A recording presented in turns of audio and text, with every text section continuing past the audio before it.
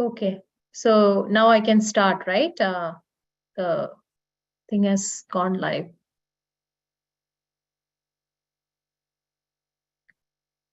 Okay. Um, Good evening, everyone. So I'm Soumya again. I am going to have another session today, and this week it is going to be college application preparations. So last week we had talked about high school resources, and this week we will talk about all the materials that we need for college application. Again, I want to repeat that all these information I'm sharing is through our experience reading online books, college websites, etc. So I've tried to compile as much as I can remember. I'll start with SAT, ACT, and AP test and exam prep. So presently, SAT has reading, writing, grammar, math, multiple choice, and math student response. Similarly, ACT also has reading, writing, math, and science components. It has a different way of calculating also. The ACT score is in 36, whereas SAT is in 1600. So whenever we look at a college application, we hear three terms used by the colleges. Required score, optional score, and test blind scores. So what is required scores? Some colleges are very clear that you have to submit the SAT or ACT scores to them. If your child is applying to MIT or Georgia Tech, you have to submit the scores. And some colleges also says required all scores. So Georgetown, CMU, these are colleges that require all the SAT scores that your child has. So if they have taken 2 or 3 times, they want to see all the scores. So you have to send them all the scores. Then there is another term which is test optional. So a lot of highly selective colleges and other colleges like private and public, they are saying they are test optional. That means that they will consider your score if you submit it. I would suggest you encourage your child to take the SAT seriously and submit the scores, because when you submit, you're going to be considered. They might even put your child's application into another pool if you don't submit. So might as well submit it. So better to prepare and submit. Then there is also test blind. So there are colleges that are completely colleges that are saying, please do not submit. So all the UC schools, Caltech, they all are saying that they don't want the test scores. They don't even have a spot in their applications where you might be able to put a score. So they don't want it. So please don't send it to them. Now, how and when do I take? Let's start with PSAT before SAT. So how and when do I take the PSAT? Why is it important? How are you considered for the National Merit Scholarship? So PSAT is taken in fall of 10th grade and fall of 11th grade.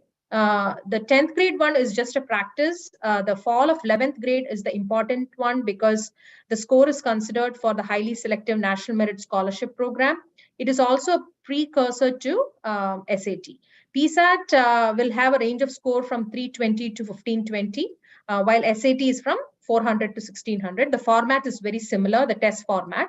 If your child gets around 1480 on the PSAT, they say that it is equivalent score when they take the SAT. Around 16,000 students are selected from all 50 states as semi-finalists as per the PSAT score. Every state can select 2% of the total students taking the exam. And a selection index score is assigned to every state depending on the performance of the students in that particular state. So that index score is very different in every state. Then out of that, 7,000 and odd are selected for the National Merit Award winners. So the semi-finalist score comes to the school principal's office with the instruction on how to apply for the National Merit. The semi-finalists have to meet certain criteria and apply to be chosen for the national awardee. In your honor section of the college application, you will be able to add whether you are a national merit semi-finalist, national merit finalist. So that is the benefit of it. And your child also can get a scholarship. How and when should I take the SAT or ACT? Now let's move on to SAT. Starting 9th grade, you can take the SAT, and that will be considered for your college application.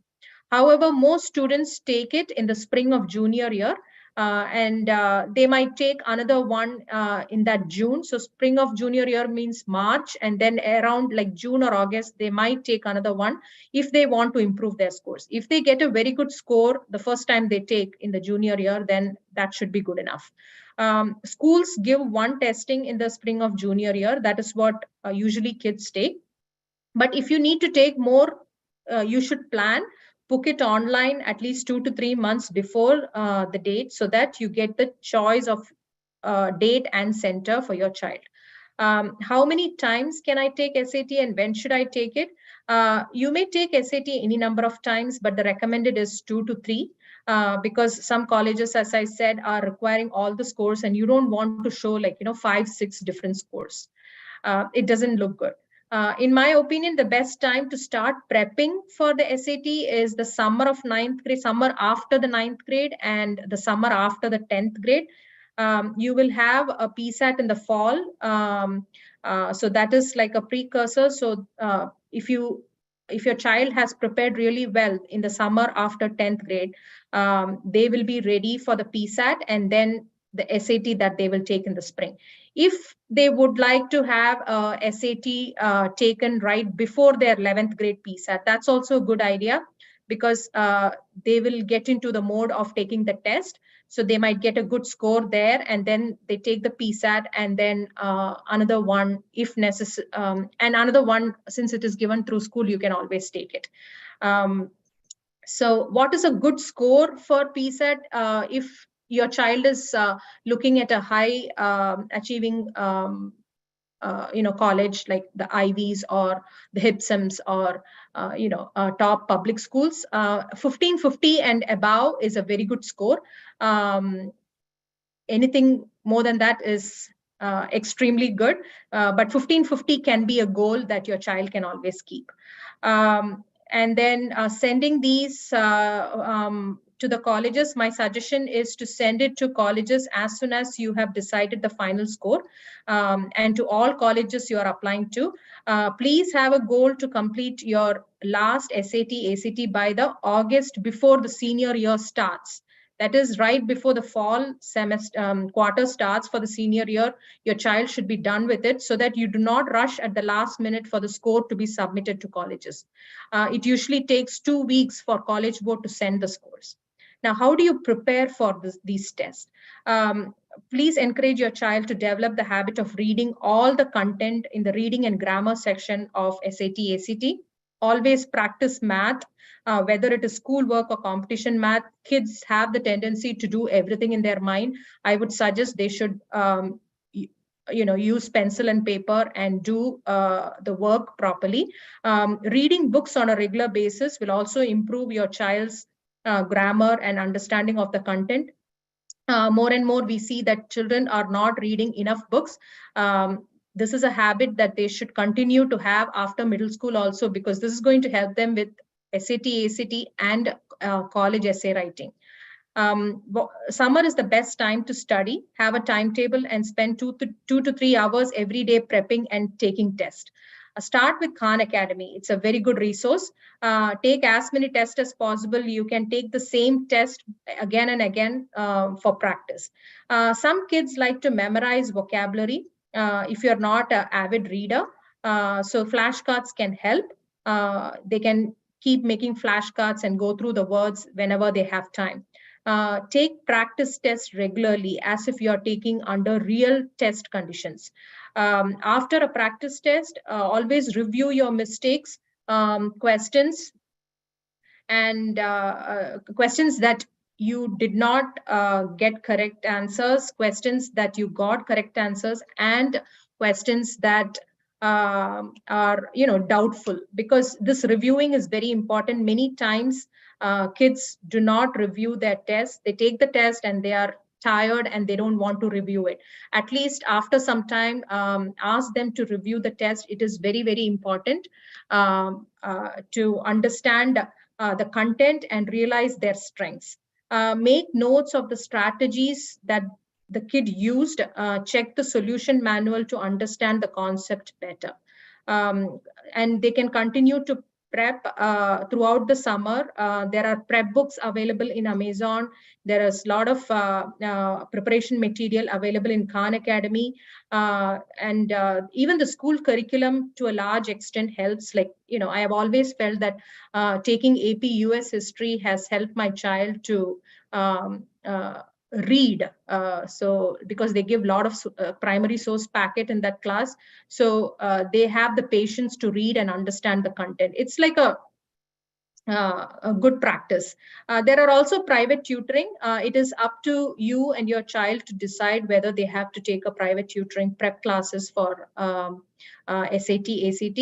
My children never took any prep classes. We always bought them books from Amazon, and they took Khan Academy, and they always took practice test under the test, the real test conditions, and we made sure that they reviewed their answers afterwards. So this is what they did for every test that they took, and they have also repeated the same test. They were able to come up with tips and tricks of their own on how they should be doing certain passages. Now, how and when should I send the SAT, ACT scores? You will be sending the scores to colleges through the College Board or the ACT website. The Common app only lets you enter your score, so you will be submitting it directly. You can send the score to colleges for free when you register for the test. You can wait till the score comes and send for a fee of $12 to $15 to each college for SAT and $18 to $20 to each college for ACT. That way, if you did not have a good score, you can take it again and send the better score or the super score. Also give enough time to send the score, since it takes at least 2 weeks for colleges to receive it either from the College Board for SAT or the ACT score from the ACT website. Then some informations and speculations that I have been reading about the new SAT. So the latest SAT, it's going to be, as you know, it's going to be digital, and they are rolling in the first international students. They are rolling in the spring of 2023. They are saying that there will be 7 test days for them in 2023. The new digital PSAT is going to roll out in fall of 2023 for both domestic and international students. That means the students who will be in 10th and 11th grade in the fall of 2023 will be eligible to take the digital SAT, new digital SAT, PSAT. And then the new digital SAT will come in from March, that is spring of 2024 for the US students. What is remaining the same? So the total score is going to remain the same. It is going to be proctored. They are going to be allowing super scoring. If you take 2 super scoring means if you take 2 SATs, you can submit the best of the reading and best of the math. That's super scoring. The testing center is going to be in schools. It is not going to be at home just because it is digital. They are going to have it proctored. So they're going to have it in, test centers, mostly schools. Again, it is going to have reading, grammar, and math. The answer format is also the same. That's what they're saying, multiple choice and student response answers. Now, what is changing?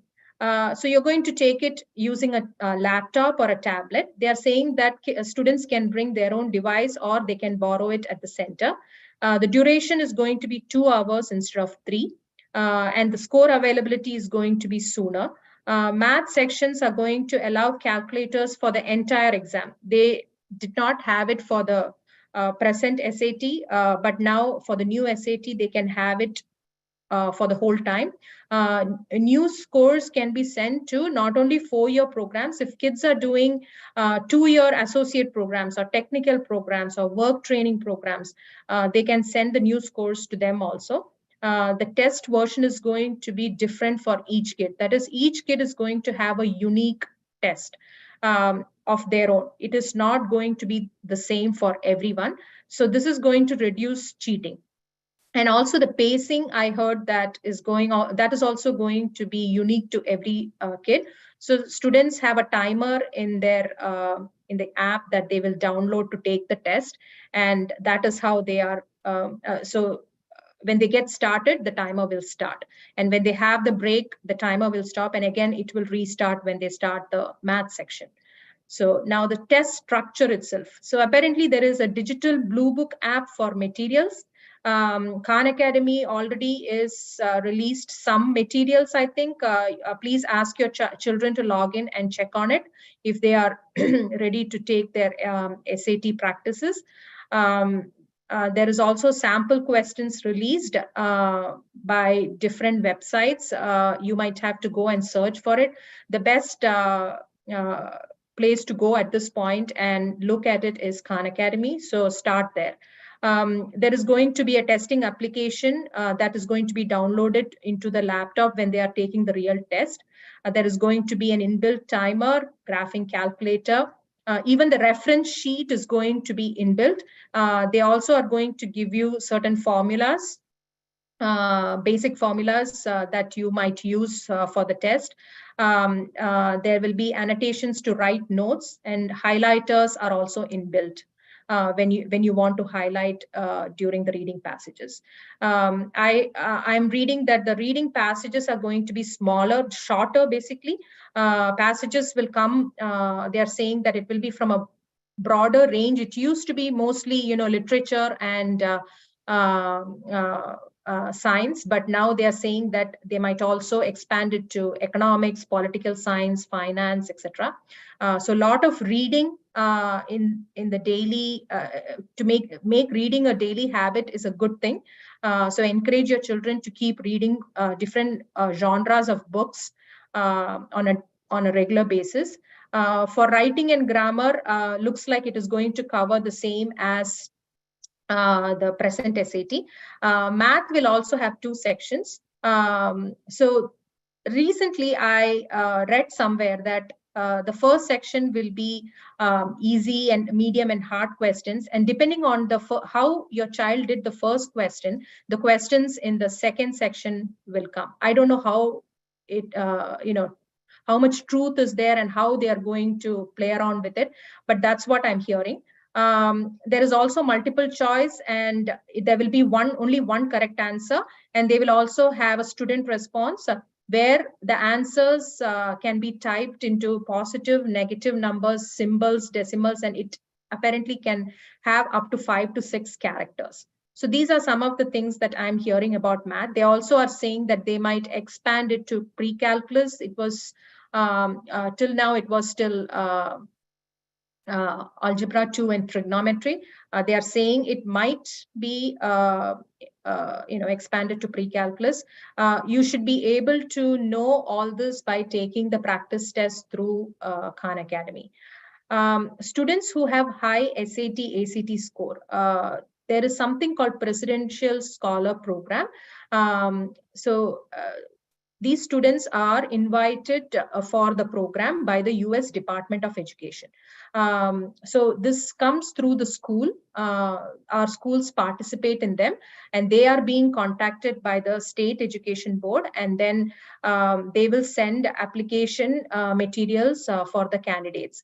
At least in the school that my kids went to, they usually select 2 kids in a year, or sometimes 3 kids. They will send candidacy materials, self-assessment materials. The students have to write some essays, and the counselor will send a secondary report and transcript to the program office. Around 120 students, I think, are selected in a year to be presidential scholars. Now, moving on from SAT, ACT to AP exams. AP exams are usually conducted in the month of May, and it is through the school. These exams have multiple choice, short answers, and essay questions.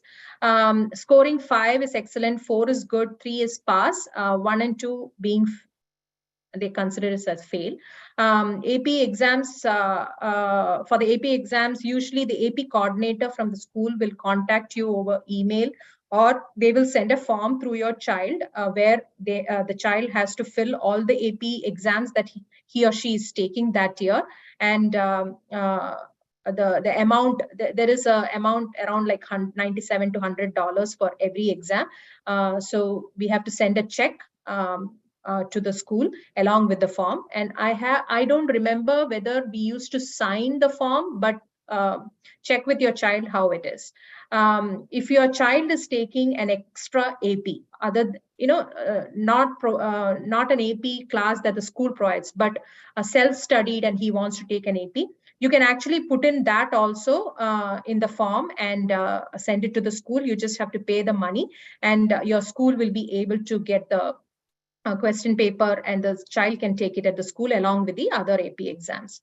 If your school is not an AP exam center, contact the college board by January of that year, and a coordinator should be able to help you register for the AP exams.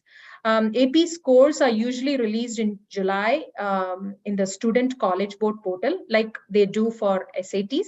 And you will be able to enter these scores in the Common App, but send the scores to colleges through the college board website, exactly like you do for SAT.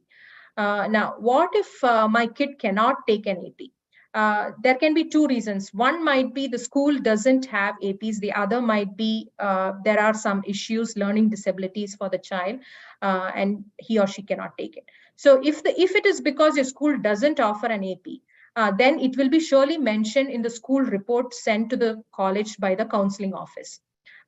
In such times, whatever rigor you can show through the school, whatever classes the school provide, let's say they provide all the honors classes, that is the way to show the rigor. Also, the child can always self-study APs and write the exam. They can also enroll in college courses through dual enrollment programs. That also shows rigor. So if there is no AP through the school, do not worry about it. These are other options that your child has. And also keep in mind, just taking the APs is not enough. You have to have a good score for the college to consider it. Now, if the child is not able to take AP due to learning disabilities, then there is going to be limitations when they're going to apply to colleges also. But I have seen that colleges are very inclusive. They look into the application very unbiased, and students get admitted to very good colleges. They are given extra help once they reach the college. This is something that you should have a conversation with your child's counselor before you apply to colleges. Moving on from SAT, ACT, and AP, let's talk about college visits. So when is a good time to start visiting colleges? Start planning to visit colleges in the spring of 9th grade. Let your kids first settle down in the fall because it's going to be a new high school, new environment. So from the spring of 9th grade, you should slowly start thinking about visiting. Maybe one college in the spring of 9th grade is a good start. You can register for these visits through college websites. Start with nearby colleges and then move on to out of state. I'm saying that, I mean, you might think, is it too soon? I don't think so, because when you take the children to a college campus, they will be encouraged to take high school very seriously. When they are standing on the campus, they feel the importance of going to college, and this motivates them to think more about how well they need to perform in high school. Otherwise, they have no idea that where they are going to go. In 9th grade, they are still just catching up on many things. So the maturity is not hit. They don't know anything about college, but this is the way to make them understand that, okay, now you have to build your high school profile because you're going to go to college. And starting a little early always helps. Why should you visit? This is very important decision in your child's life. You and your child want to see what their future holds. When they are walking through the campus, they'll get an idea of the community they will belong to in the future. I would suggest visiting when college is in session, because this will give an idea to your child about the student culture. When you are visiting during the summers or holidays, you do not see the student body in the campus. You really want to see them. And many times, even the administrative offices, a lot of them will be closed. So you want to go in and check out different, offices, everything. So please try to take your children when it is in session. Colleges sometimes organize events for prospective students when they will showcase all that the college can offer. They will organize coffee and chat with the dean, admission officers, president address, financial aid sessions. The kids will be able to go and sit in a class, like maybe a computer science class, history class. Then there will be a panel of students talking about their experience, their career services like internships, and where they are planning to go in the future. And also a campus tour. There will be campus tours that you can register separately. You will also have time to explore on your own. The colleges will talk about their special programs, honors programs, etc. When you visit, which you might not know if you haven't visited. Engineering departments will have specific tours, which will allow you to see their labs and classrooms. You can visit their library, their cafeteria, sit around just, looking at the students who are hanging out there. Just your child can just, go and talk to somebody. They can, during the question answer sessions, they can ask their questions. Many colleges look at demonstrated interest. So this is one way of for your child to show that he or she is interested in that particular college. So when you register your child's name for these sessions, it is going to be saved in their database. Whether they look it or not, we don't know, but some colleges do say that they look into demonstrated interest. So that you at least they can check that when they are visiting. During these visits, also take notes during a discussion panel or after a walking tour, because this will help your child to write certain essays where the topic is, why do they want to go to that college? What inspired them that they want to attend that particular college? Sometimes they'll go into a research lab and they will feel, hey, this is what I want to do in the future. This is where I want to work with a professor. So these are things that your child should start taking notes when they are visiting a college, and this will help with their college essays. If you can, you should also give an opportunity to your child to see both large schools and small schools. Like, take them to one large public university, one in-state in-state school, a couple of Ivies, some liberal arts colleges, state colleges. So this will give them a wide variety of experience, by which they can decide what kind of colleges do they want to attend. Some kids will say, I want to attend big universities. Some kids will say, no, I want to go to a smaller university, like a liberal arts college. So these decisions can be made when you visit the college and see the student culture. If your child is planning to apply to 15 schools, let's say 15 schools, at least visiting 6 to 7 of them is a good idea, because this will give them a variety of experience. It will also give them an idea of how far they are going to be traveling from home, and what type of schools they prefer. This will also give us parents an idea of all the extra expenses other than the tuition fees and boarding that we are going to pay, and how far our child is going to be. We'll get an idea to plan everything out. You do not have to visit every college that your kid is going to apply. There is no need of that. As I said, if there are 15 colleges he or she is going to apply, make a visit to 6 or 7. In our case, with our boys are just a year apart, so we visited a couple of Ivies, a couple of tier 1 private schools, like MIT is close by to us. We went to UChicago. UChicago conducts a very wonderful program during fall and spring for prospective students. It's like a 2 to 3 day program, and they give fantastic information about the school. And as we went to attend that, we also visited Northwestern and Urbana-Champaign. When we go to visit one college, we also try to cover a couple of others. So that is another way to look at it. So in our case, another thing that happened was COVID. It was COVID time, so all the campuses were closed. So some of them kids couldn't go and see. Especially my younger one, he wanted to go into computer science. So when he got admission at UT, Georgia Tech, CMU, he wanted to go and see what they have to offer before he decided on Harvard, because they have some of the world-class computer science programs. So he took his time. After getting the admission, he went and visited. By that time, COVID was all much better. So he was able to go and see the campus before he really took his decision. Another point is sometimes, friends go together for these visits. Like one family will take couple of friends, the another family will take a couple of visits. I'm not sure how everybody's family work. For us as a family, we had decided that we will not do that. We wanted our kids to be open about their opinions, and we would talk to them and about our thoughts as we are touring and right after.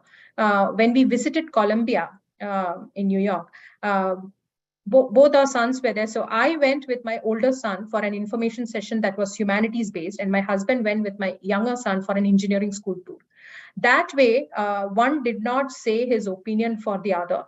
We even tried to keep both their thoughts away from each other. So every family looks at college decisions differently. Your child should not be influenced by other opinions. It should be their opinion. They are the ones who are going to go to college.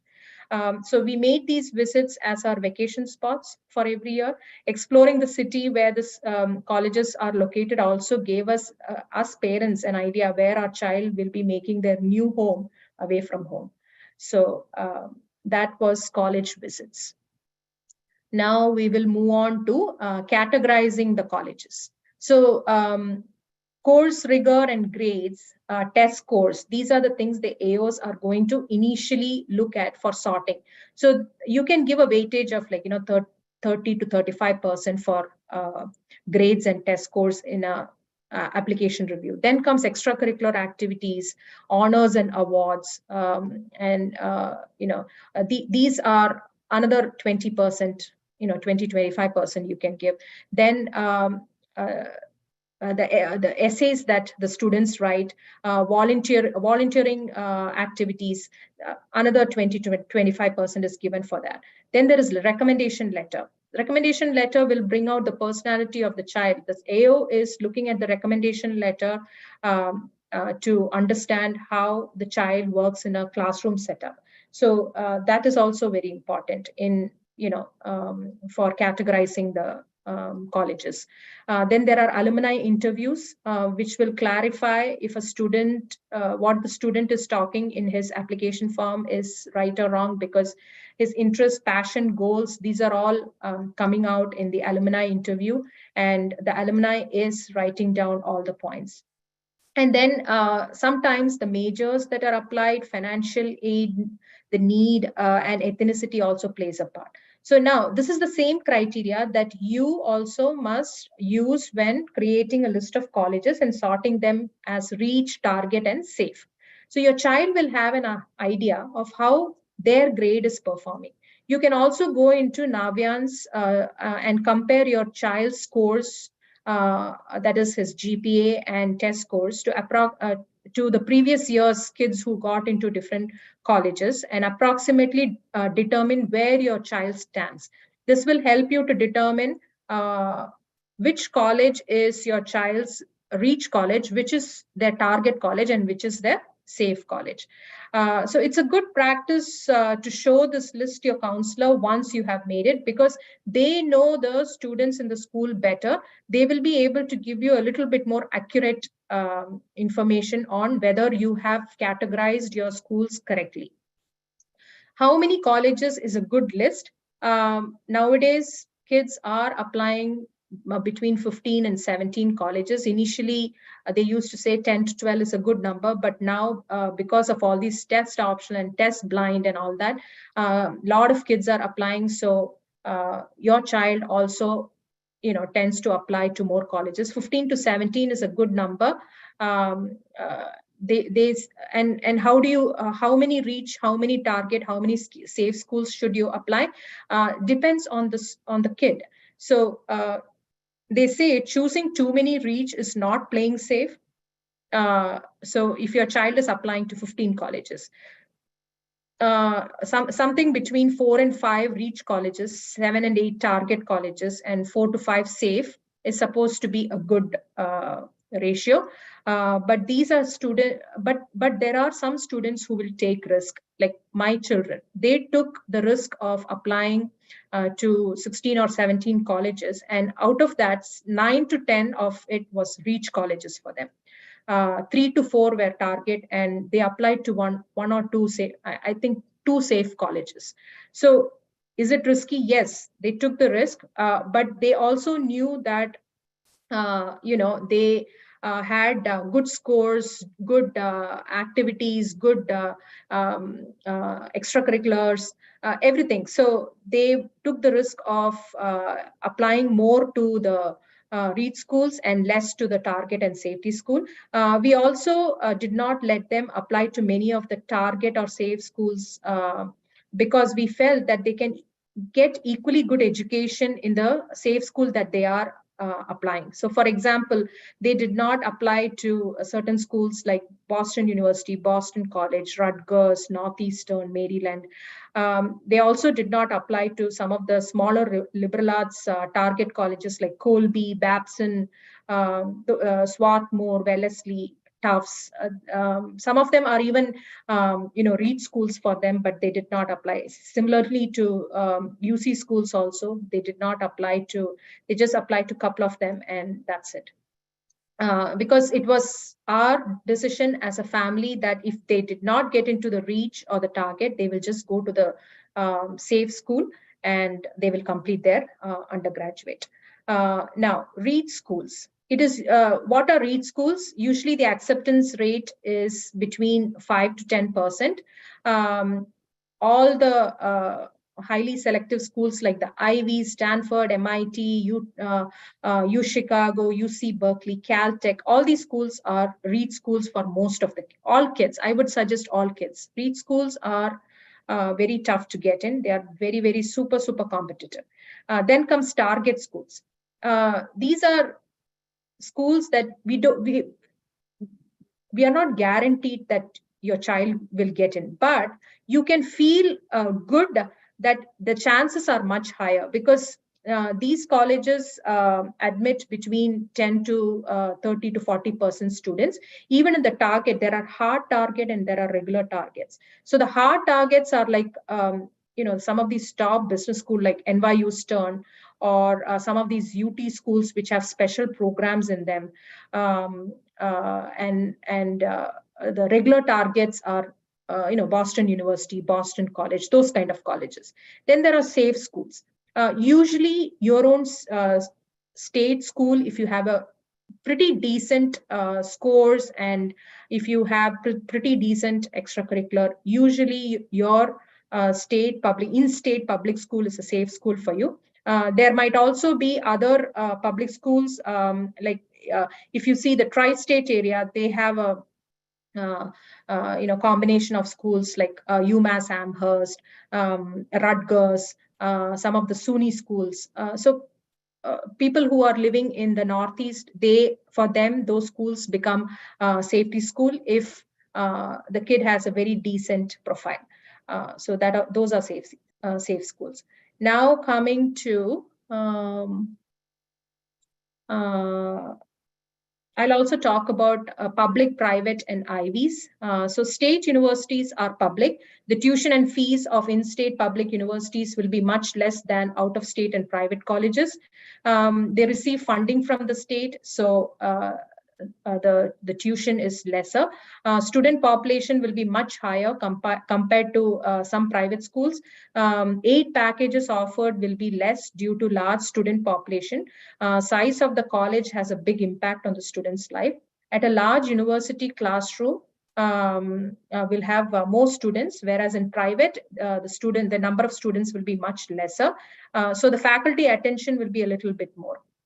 Then there are some public universities also offer scholarship programs that the students can apply, and some public universities will automatically consider you for scholarships as they are sending the decision letter, because your profile will be that good. Then for private universities, there are private universities and liberal arts colleges. What is the difference between university and liberal arts colleges? Universities have, again, it's a bigger campus, bigger lot more students, whereas smaller liberal arts college will have, the ratio between the faculty and the student will be much less. And here the cost is fixed, whether it is in state or out of state, it is going to be fixed. Some of them will offer scholarships and financially. Some will only offer need-based financially. And some private schools also offer merit scholarships.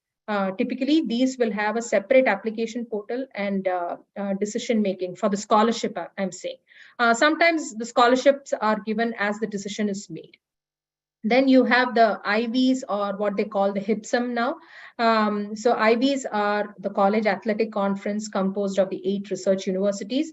HIPSM is Harvard, Yale, Princeton, Stanford, MIT. These are also very, super competitive schools. And if you see, each of these colleges has their own culture.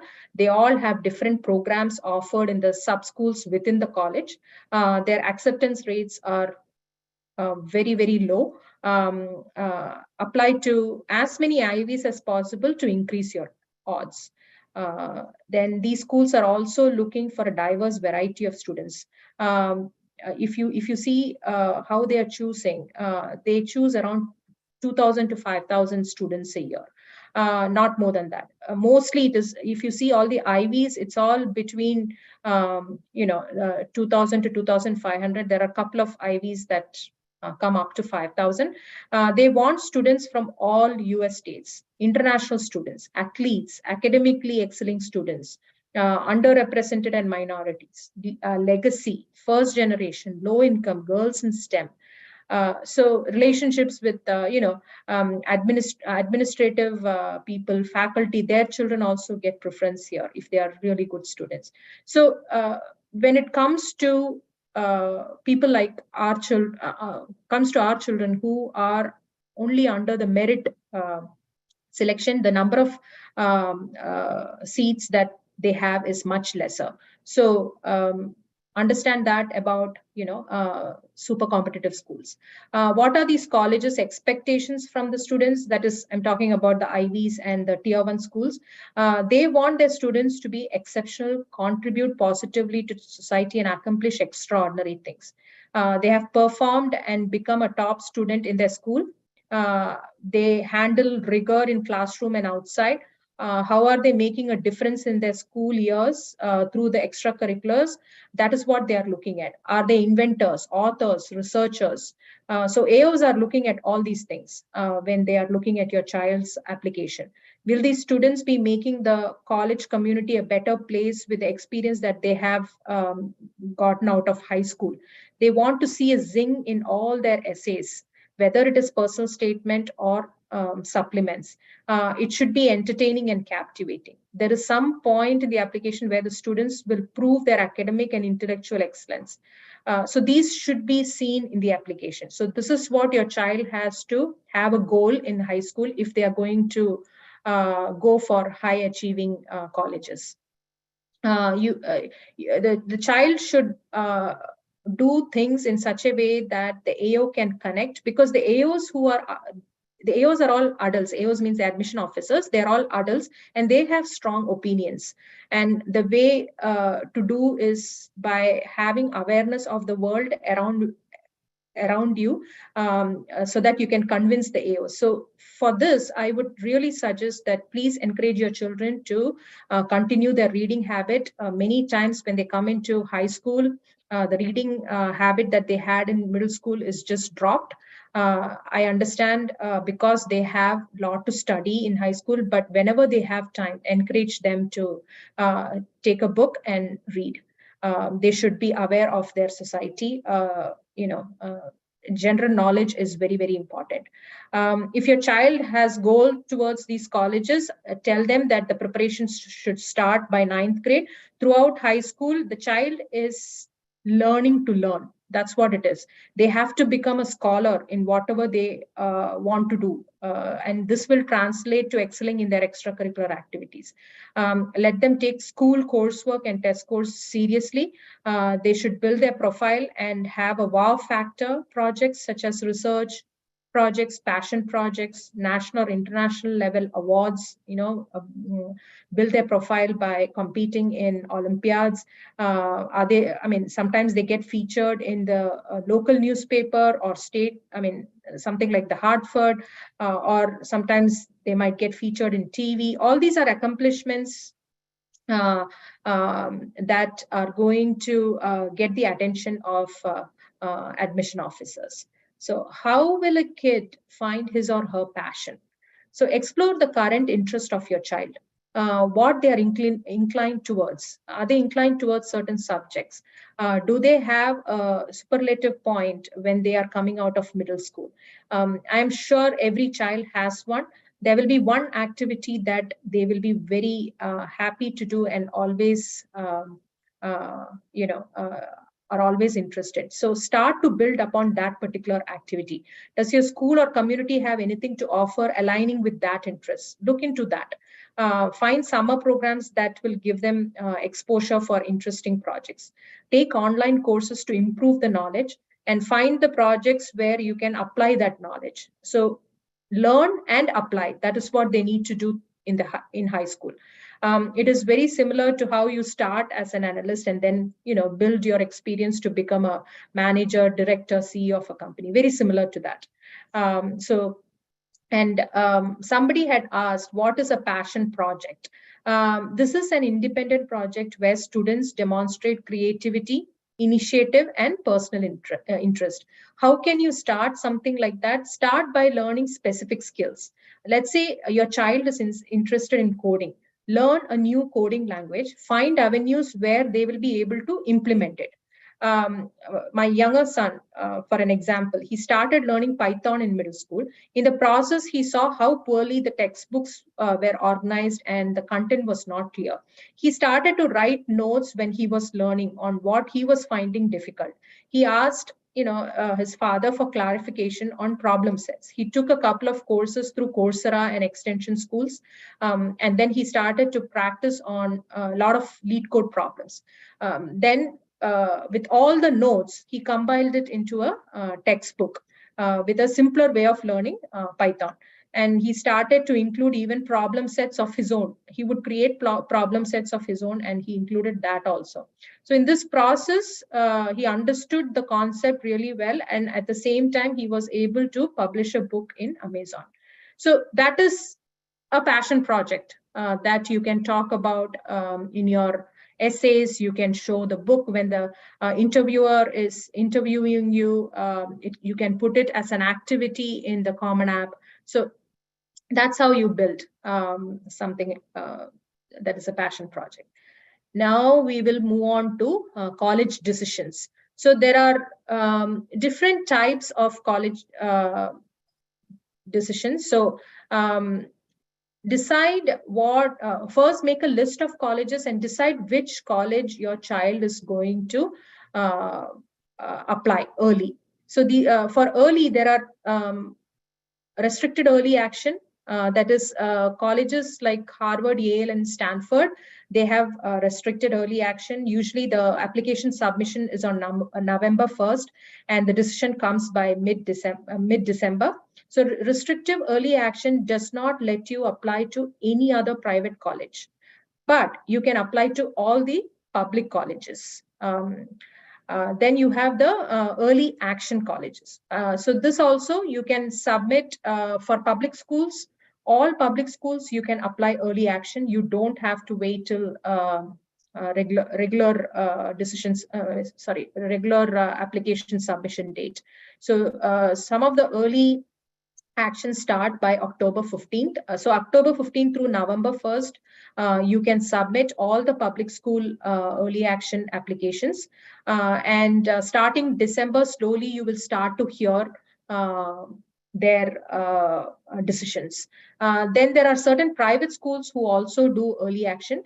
So these are not restrictive or binding. So if you are applying to early action MIT, you can go ahead and apply to other private schools also that are early action, or you can even apply to a early decision college. So MIT, UChicago, and I'm sure there are other colleges that are also early action in the private school area, and there is no restriction. If you apply there, you can apply to other places also. So that is something that you can keep in mind. Then you have early decision. So there are colleges that are to apply early, it has to be early decision. These are different from the early action and restrictive early action in the way that if you get admission in the early decision cycle, you are bound by it. You have to accept. So in the college application, if your child is going to apply, he's going to apply to ED UPenn. Then you as a parent has to sign a form that you accept that if your child gets in early decision, you will withdraw from all the other colleges. So when you are applying to ED, let's say you apply to ED Penn, at the same time, you can apply to EA MIT or EA UChicago also, and of course, all the public schools. But once you get ED, that is, UPenn gives you the admission in the early cycle, you have to withdraw your applications from all the other schools. That is what it means. Then you have regular decision. So all applications are submitted for regular decision by January 1st. You can apply to as many universities as you want. And this also gives you ample amount of time to prepare for all your materials. There are also rolling admissions. So when you apply early or when you apply regular, some colleges send your decision in a rolling basis. So first come, first serve. It's like that. So that also happens. Then there is early decision 2. So after the early action and early decisions and REAs are all released by mid-December, you have the regular decisions application submission. During that time, certain schools like CMU or I don't remember which other school, certain schools, I think UChicago also does ED2. You can submit the application and you can say, you can put in the application that you are doing a ED2. That means by February, you will know whether your child got an admission and you have to withdraw from all the other schools. So it's also binding. ED2 is also binding. So these are the different college decisions that you have. How are the decisions sent to you? So for early action, restrictive early action and early decision, by mid-December, your child will know. Sometimes if your child is, especially athletes and super impressive applicant, they might even get a likely letter within like 2 weeks or 3 weeks of submission. That is, if you submit on November 1st, within 2-3 weeks, you might get a likely letter saying, hey, we are interested in, there is a good news, we are interested in taking you in our college. You're going to get an acceptance letter soon. Then for the early action schools, there is also deferred. That means your child's application is still under review and it is going into the regular pool. And then there is rejected. Of course, that means you're out of the race from that particular college. Then during the regular decisions, same. You get likely letters if you are a super impressive student. By February, you should be getting it. Then finally, when the decision comes, you will be either accepted, waitlisted, or rejected. If you're accepted, you have it. If you're rejected, then you're out of the race. And then if you're waitlisted, that means your child will have a chance when after all the other students who have been accepted has either decided to accept their admittance, or they will withdraw. I mean, a child can go only to one college, so many of them will withdraw. At that time, your child who is waitlisted has a chance to get in. If your child is waitlisted, when the regular decision comes, there is something called letter of continued interest, and they check in their website and they should submit that, saying that he or she is still interested in getting an admission letter from that particular school. So those are the REA, EAED, and regular decisions. Then comes recommendation letters, very important in a student's application. Colleges are looking at their first year students with an eye on how they will interact and enrich the campus. AOs typically see through the recommendation letters from the school. Recommendations, if it is good, might not do much of a value, and might, it has to be really good. That is why in the last session, I said that your child should have a good rapport with the teacher. The teacher should know what she's writing about the child. If it is like, barely good, it is not going to enhance your child's application.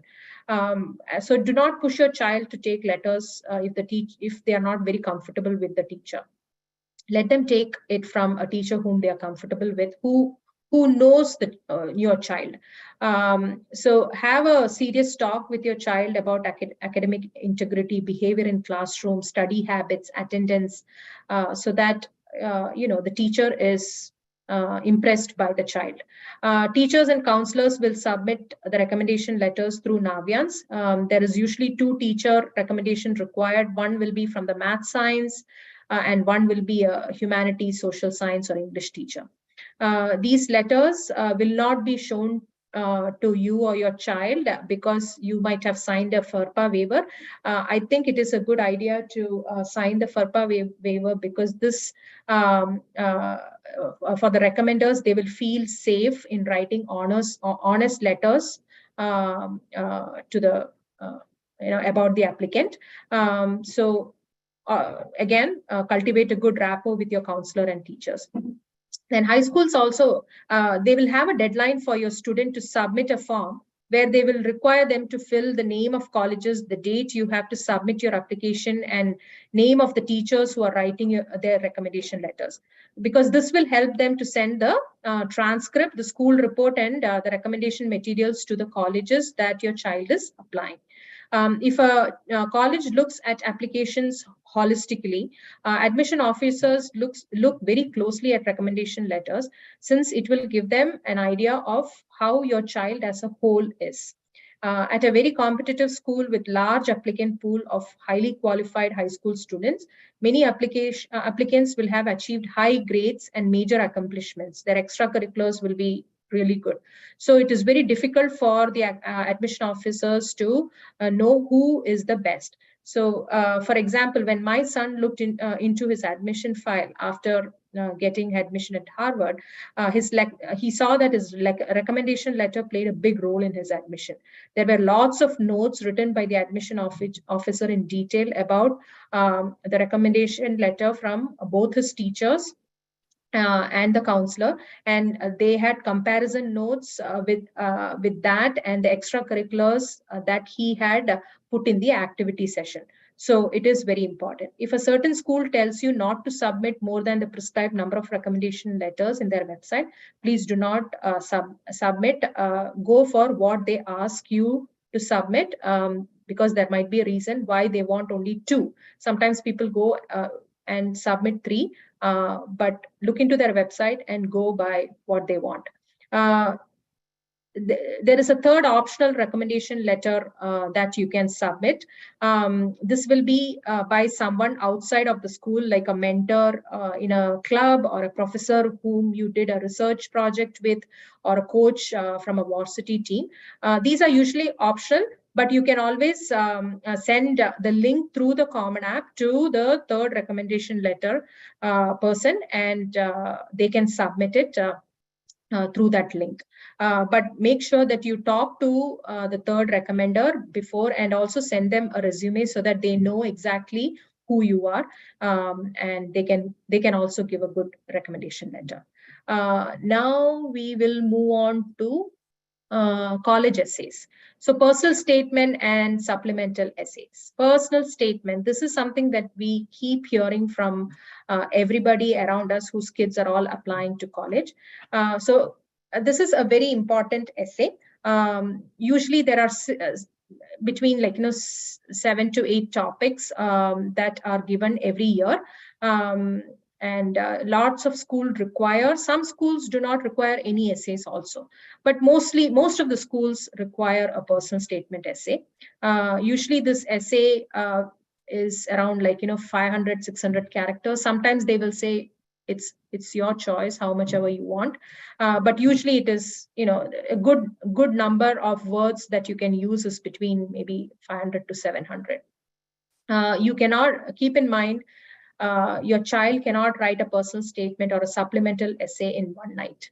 So kids have to spend large amount of time, and this is usually during the summer after their junior year. That's when they start their essay writing. The sooner they start, the better. Some kids will have a single draft, they tweak it and then finalize it. Some will have more than one draft on 2 different prompts and compare and decide. They tweak it and finalize it. So it depends on the child. Also, your child should surely have a extra couple of eyes to read through these essays and critique. This can be an English teacher or a parent or a sibling who is older to them, or a senior friend who is already in college, who know them. I would not suggest a younger sibling or friends in the same grade to look through their essay and give opinion, because that is going to be a little contradictory. So it's better not to. Though the Common App itself opens only on August 1st every year, most of the essay topics tend to get rolled over. In many schools, during the junior spring, the teachers encourage their students to write their personal statement in class, and they would give them some pointers. So as parents, maybe just check with them if they are doing something like that in the spring of junior year, because that is when you can encourage them to actually start looking at personal statement essays and build on it. There are lots of books also. If you think that you don't know where to start, there are lots of books out there in Amazon where they have essays that are published. One of the books that we read, we means my kids and myself, I also read because I wanted to know how an essay is written. So 50 Successful Harvard Essays, we read that.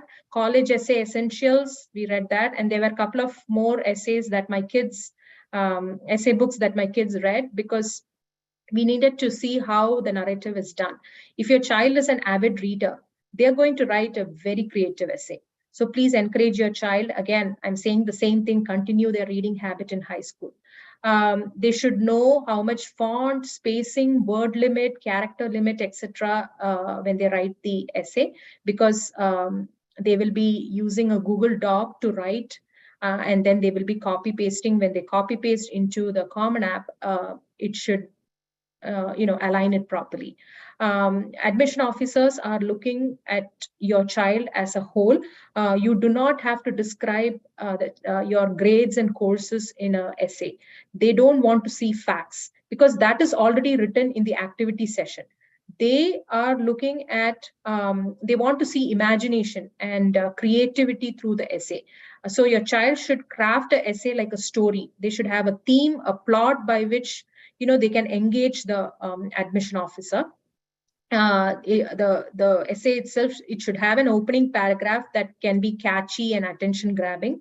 The transition from opening to the body of the personal statement should talk about their journey, their core values, their motivations in life, their aspirations. I would say it should be engaging. You can arrange the body in a chronological order to tell your story. So use sophisticated transitions from one paragraph to another. and end by tying it to the conclusion paragraph should somehow tie it to the opening and talk a little bit about your future. So that's how a personal statement can be looked at. When they write the first draft, you as a person read and ask them questions which is not typical, not as a parent but as another person. Ask them questions, typical questions, but the answers that they should give to those questions should be non-typical. So if you ask, why do you want to become a doctor? Instead, let them think, was there any activity or experience or event that prompted them to choose that profession? Their essay should have something fresh and original. Let me I mean, with the AO, again, the AO is looking at you through your essay and evaluating your writing skills. They're also looking at grammar, punctuations, all that. So have a good, it should be a good write-up, I'll give you an example, and I'll tell you how our boys did all these essays. So they created a Google Doc, added every college they were applying, and the questions that they had to write. So the essay questions that they had to write. This was shared with both myself and my husband.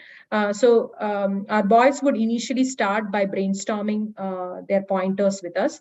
Then they will go and sit and write. They will spend solid couple of hours sitting and writing the essay, and then they would send it to us. I mean, it's all shared. So my husband would he was the main reader and critic, so he would put comments in the document.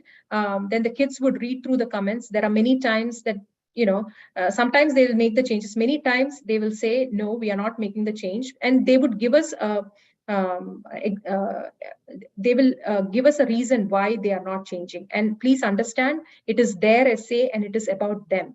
So we are there only to guide, not to write the essay on their behalf. So AOs will clearly see the difference if we did, because our writing and way of thinking is very different from a kid who is 15 years old, 16 years old.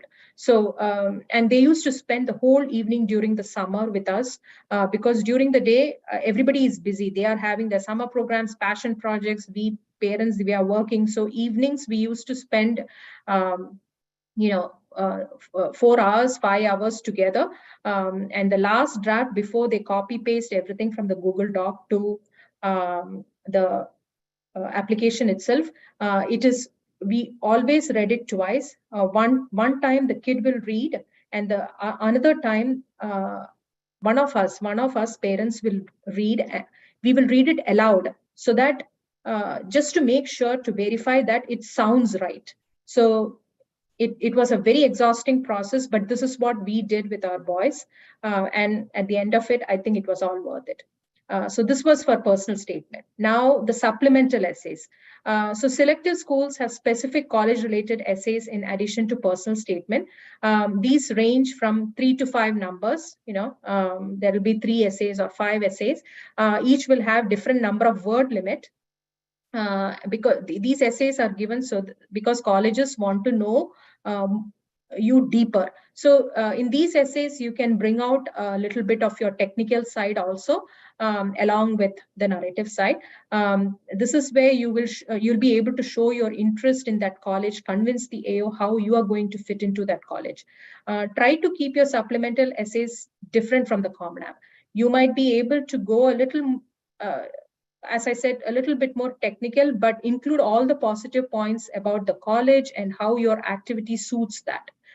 You should research about the university and know what all it offers before writing. You can have a list of things that you got interested in that particular university, your child got interested in that particular university, and then start the writing. So if there are certain courses or programs that are offered, make sure to tie them up with your goals and interests. You should show your excitement about how you are looking forward to taking those courses, or want to know the professor and join his research lab. So do your homework before you start writing about the college. Here is where you also will be able to talk about your community service, your leadership, your achievements that will be useful on the college campus. They want to see your commitment towards their college. So, and also some colleges will have very similar supplemental essays. If you're copy pasting, please ask your child to be careful to read through. After copy pasting, they should read through, because you don't want them addressing college A with college B's name. So it's always good to have a couple of extra eyes go through the application form before it is being submitted. So those are college essays. Now,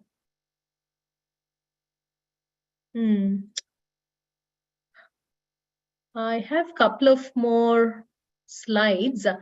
Priya, it's already 9:45. Do you want me to continue? Next week, Vechkalama. Yeah, we can have it. I have now only 2 more, like portfolios, interviews, and special programs. And then college application itself, I thought I'll go through, like run through the college application process itself. Yeah, we can have it next week. Otherwise, we can, so that we can stop here now. It's already 9:45. So what do you think?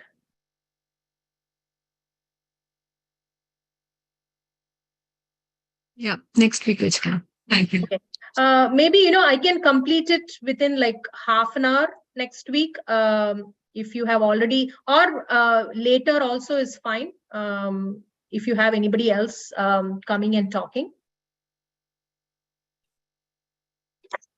இல்ல Soumya, next week வந்து நீங்க இத முடிச்சுட்டு அதுக்கப்புறம் Okay. Question session வச்சுக்கலாம். அதுக்கு அடுத்த வாரத்துல இருந்து இன்னொருத்தர் பேசுவோம். Okay. So yeah, we'll do like that. Yeah. Okay. So we will start with the next slides for next week. I have like 4 more slides and we should be done.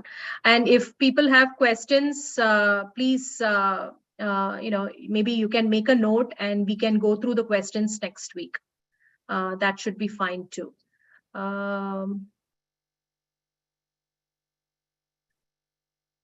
Okay. Somebody said if you share the slides, we can review the remaining slides. Yeah, that should be good too. Yeah. Okay. So I hope, I was able to convey some good information to you all. But if you have any questions, put it in the WhatsApp chat, or you can ask me next week. I will try to complete it next week. Thank you so much, everyone, for attending this. And Priya, thank you so much.